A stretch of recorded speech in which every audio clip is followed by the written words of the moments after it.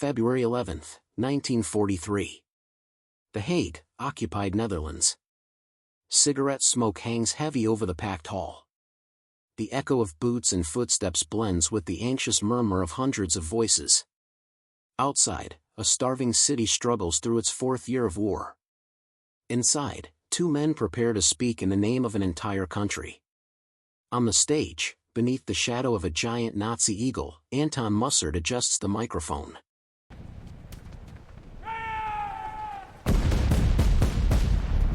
At his side, in a flawlessly tailored dark suit, stands Arthur Seyss-Inquart, the Austrian who governs the Netherlands in Adolf Hitler's name. The seats are full. German uniforms mix with civilian suits and black NSB tunics. Silence falls as Mussert opens his mouth. He speaks of Germany. He speaks of the war in the East. He speaks of the pride of standing alongside Germanic peoples. At one point, his voice trembles with emotion as he recalls the sinking of a great German warship, as if the loss had been that of the Dutch Navy itself. And then, in front of everyone, he declares that the Dutch are at Stalingrad with the Germans, that they will stand or fall with them. Applause explodes like artillery. In that hall, the pledge feels grand, almost heroic. But the reality is very different. At Stalingrad, the German army is already defeated, encircled, and destroyed. The war has turned. And Anton Mussert, the man who calls himself leader of the Dutch people, has just publicly tied his nation's fate to a sinking ship. This is not a story of courage. It is the story of an ordinary man who convinced himself he deserved to be great. Of a mediocre engineer who traded concrete calculations for incendiary speeches. Of a self-proclaimed patriot who chose to sell out his country in exchange for an empty title. This is the story of how Anton Mussert's words helped drag the Netherlands into one of the darkest chapters in its history. Anton Adriaan Mussert was born in 1894, in Werkendam, a small Dutch town surrounded by rivers and dikes. The son of a schoolteacher, he grew up in a simple, disciplined household, where the world seemed organized into clear, solid rules. At school, he stood out not for charisma, but for his ability with numbers, measurements, structures. He was the kind of boy more comfortable with a math book than in the center of a group. When the time came to choose a profession, there was almost no doubt. Mussert entered Delft University of Technology to study civil engineering. There, the shy young man found a world that seemed perfectly logical, precise calculations, straight lines, projects that left the drawing board to become real structures. For a time, his future looked settled. He would be a competent engineer, respected but anonymous. The First World War shook Europe, but the Netherlands remained neutral. Even so, Mussert was called up to serve in a fortress artillery unit. He did not stay long. A serious kidney disease forced him out of the army and sent him back home. From that point on, his life took a strange turn. Back at home, the person who cared for him was Maria, his mother's older sister. A woman nearly 20 years his senior, she fed him, medicated him, and watched over his recovery. What begins as family care turns into something else.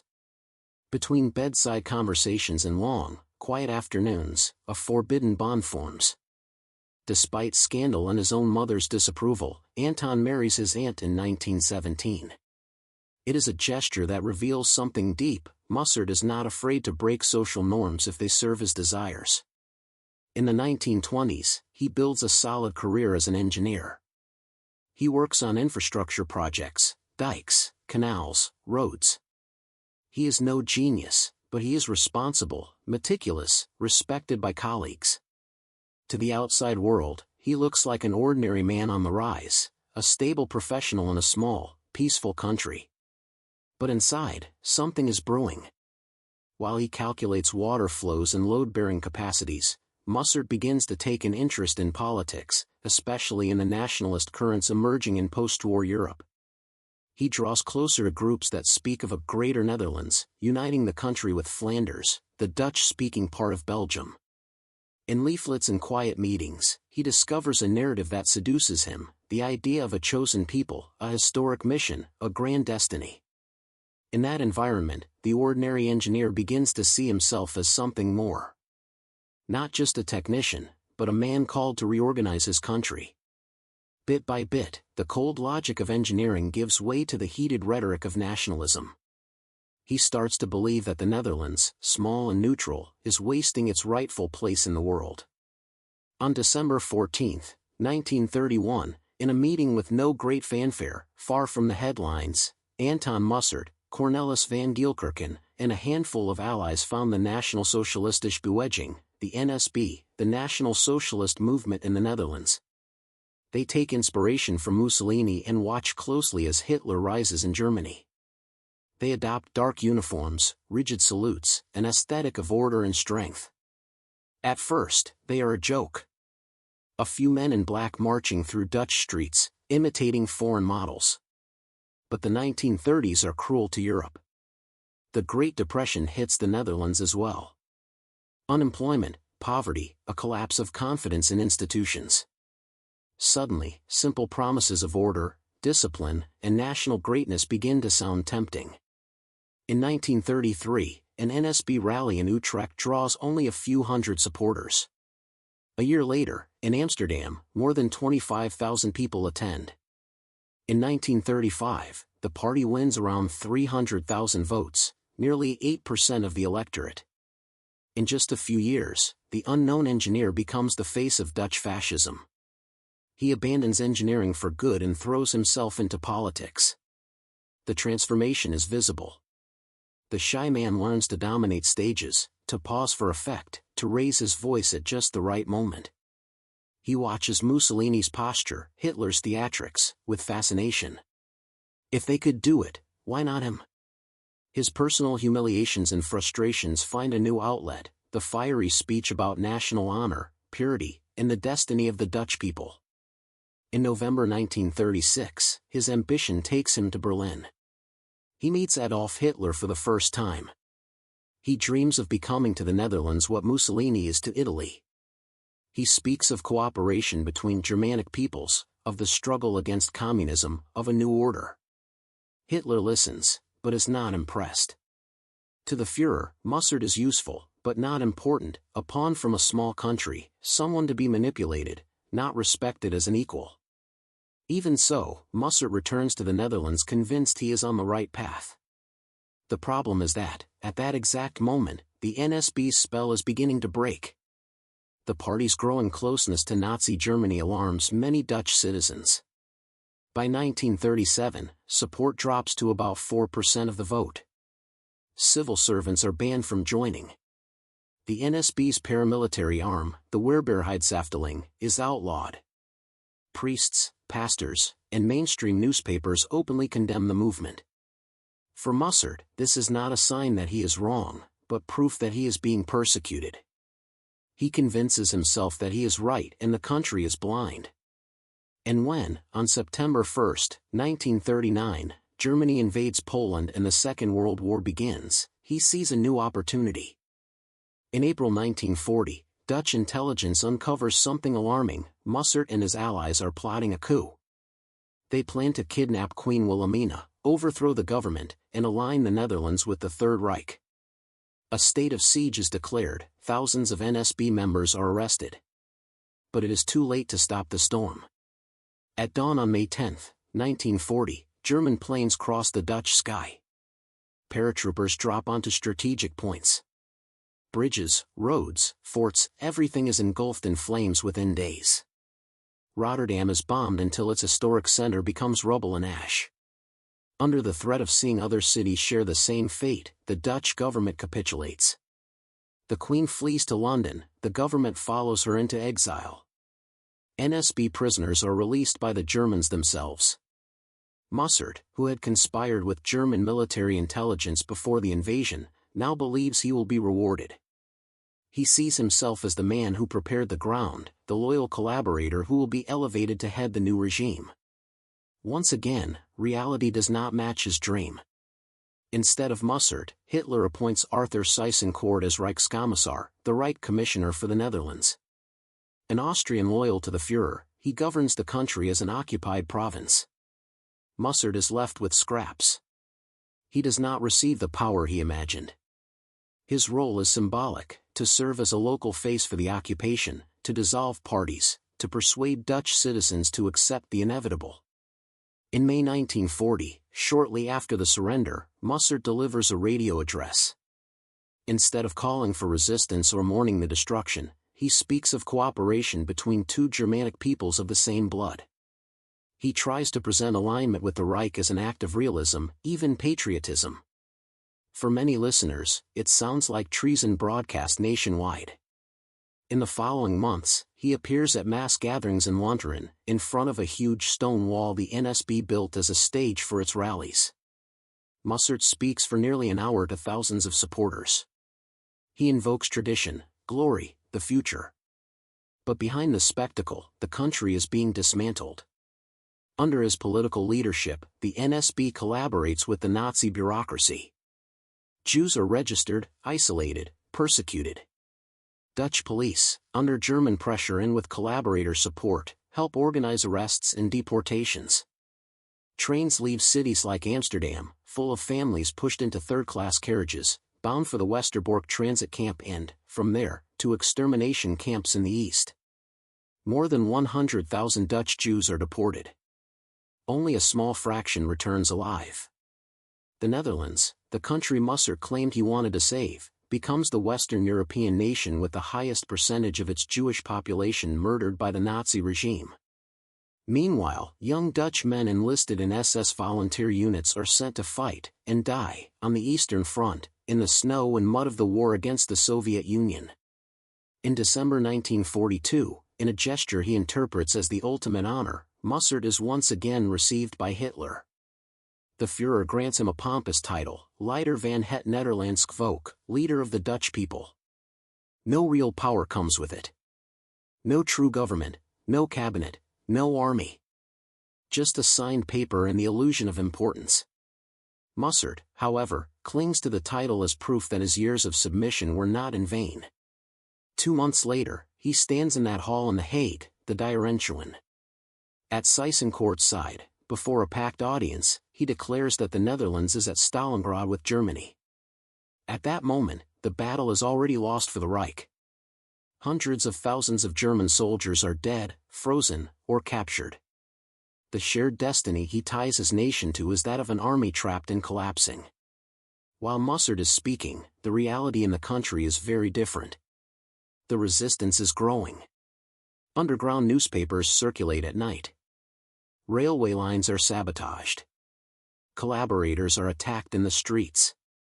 For every blow struck by the underground movement, the occupiers' response is brutal: mass shootings, arbitrary arrests, hostages executed in forests and dunes. In 1944, the war reaches a breaking point in the Netherlands as well. After the failure of Operation Market Garden, the Germans retaliate with collective punishment. They block the transport of food and fuel to the western provinces. The hunger winter begins. Thousands die of cold and starvation. Families burn furniture for warmth, pry up wooden tram sleepers, dig for roots and tulip bulbs to eat. And the leader of the Dutch people? During this period, Mussert remains silent. He fears angering the Germans and losing the small prestige he has left. He does not risk condemning the blockade, does not denounce the famine. In practice, he watches in silence while his own population starves. By May 1945, the Reich is in ruins. Hitler is dead. Allied troops are advancing across Europe. In the Netherlands, German forces surrender. On May 7, at 3:30 in the afternoon, Anton Mussert is arrested in his NSB office in The Hague. He does not resist. He does not flee. Perhaps he already knows there is no way out. His trial takes place months later. He is charged with high treason, collaboration with the enemy, and attempting to place the country under foreign rule. Before the court, Mussert tries to defend himself. He claims he acted for the good of the Netherlands, that he tried to protect the country's interests from within the system. He argues that without him, things would have been even worse. It is the last attempt of a man to rewrite his own story. The court is not convinced. At the end of 1945, he is sentenced to death. He asks Queen Wilhelmina, the the very woman he once tried to overthrow and deliver to the enemy, for clemency. The request is denied. The date is set. May 7, 1946. 6 in the morning. The cell door opens with a dry creak. Mussert is already standing, in a dark coat, collar turned up. He walks down the corridor without a word. Outside, a simple vehicle waits. During the 20-minute drive to the dunes of Walsdorpervlacht, he remains silent, watching the Dutch countryside pass slowly by the window. It is a final, brutal irony. He is being taken to the very place where, during the occupation, so many Dutch resistance fighters were shot by the Nazis. The traitor will die on soil soaked with the blood of those who fought against everything he stood for. At the execution site, everything happens quickly. A small group of soldiers takes its position. Mussert is placed facing them. There is no grand final speech, no crowd, no applause. Only a short command. 8 rifles fire at once. The body falls. The sound of the shots echoes through the dunes and disappears into the morning silence. Thus ends the life of the man who dreamed of being the Dutch Mussolini. The engineer who could have spent his days building dikes and canals, but chose instead to build a cult around his own ambition. The leader who knelt before Hitler in search of glory and, in return, received only an empty title, a powerless piece of paper, and a lonely death before a firing squad. When we return in our minds to that hall in 1943, to the cigarette smoke, to the applause after his line about Stalingrad, everything takes on a different weight. That night, which to some may have felt grand, was in reality the peak of a delusion. There, Mussert was binding his reputation, his party, and his followers' future to a doomed regime. While he promised to stand alongside the heroes of Stalingrad, trains continued to leave carrying Dutch Jews to their deaths. Young Dutch men continued to be sent to the Eastern Front, many never to return. And an entire country was dragged into a spiral of destruction that would leave scars for generations. In the end, his legacy is not one of greatness, but of warning. What makes Anton Mussert such a disturbing figure is not that he was some distant monster, but almost the opposite. He begins as someone ordinary. A diligent student. A competent engineer. A husband who, despite scandal, leads an apparently stable life. Step by step, he lets himself be seduced by the promise of absolute power, by the idea of a historic destiny that justifies any moral concession. His story shows how carefully crafted speeches can normalize the unacceptable. How the quest for personal relevance can disguise itself as patriotism. And how a grand-sounding title, leader of the Dutch people, can serve only to cover the emptiness of a man who traded everything for an illusion. Perhaps that is why, today, Anton Mussert's name is rarely spoken, and his grave is lost. The country he tried to reshape in the image of a foreign empire decided he did not deserve even a remembered resting place. The engineer who wanted to construct a new order ended up erased from the landscape, absorbed into the anonymity of a forgotten grave. But even vanished physically, his trajectory remains as a warning. Not about some far-off villain, but about the danger that arises when someone believes their own dream of greatness is worth more than the lives and dignity of an entire people.